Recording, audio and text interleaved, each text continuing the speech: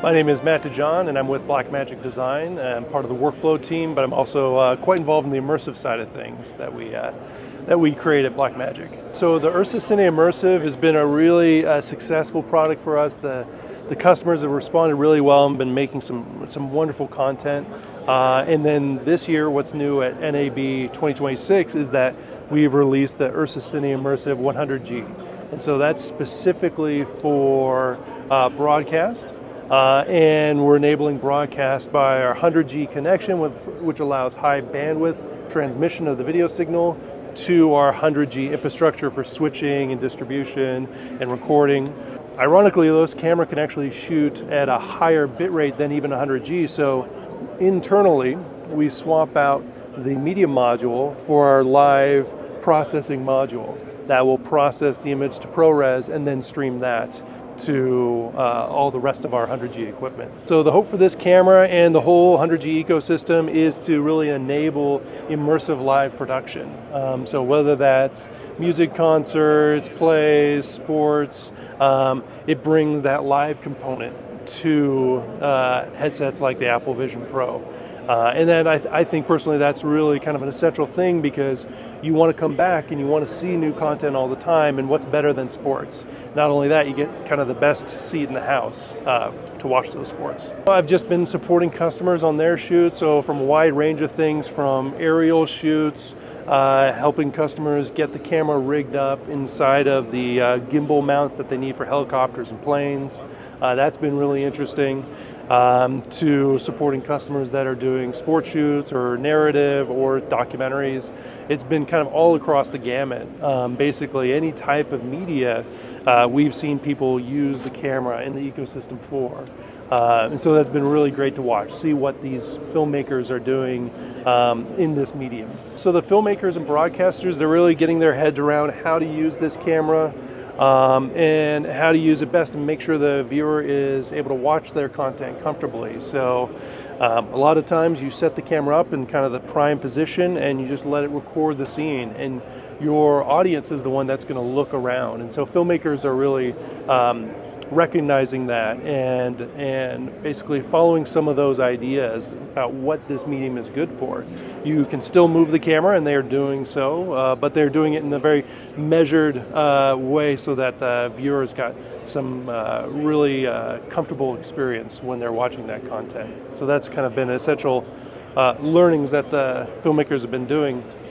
One thing we've done to really make it easier for filmmakers to understand what they're shooting and what it's going to look like in the headset is that you can actually connect this camera to DaVinci Resolve directly over the 10G Ethernet port and do a live preview of that previously recorded clip right in the headset.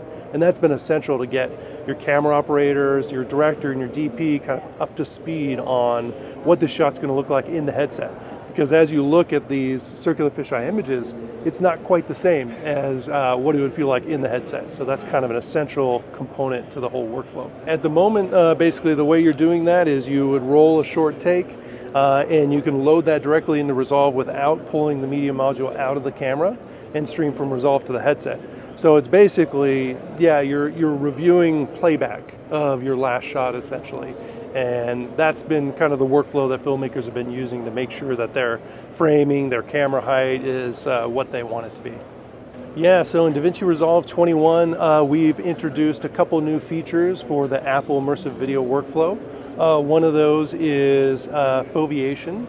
And so basically what that does is it remaps this lens space image to a different pattern, so you can get a higher pixel density where you need it. So the center of your frame may be left at that current high resolution, but the edges of the frame may be squeezed a bit so it can fit into a lower resolution render. Effectively, what that gives you is a higher quality image in the headset where you need it most. And so there's going to be a variety of different patterns that you can use, maybe center focused, maybe horizon focused in terms of where that pixel density is. And I think in the current beta, it is a fixed foveation for the whole timeline, but you'll be able to define that on a clip-by-clip basis as well. So that gives the filmmaker a lot of control about how they're going to use their pixel density real estate, if you will.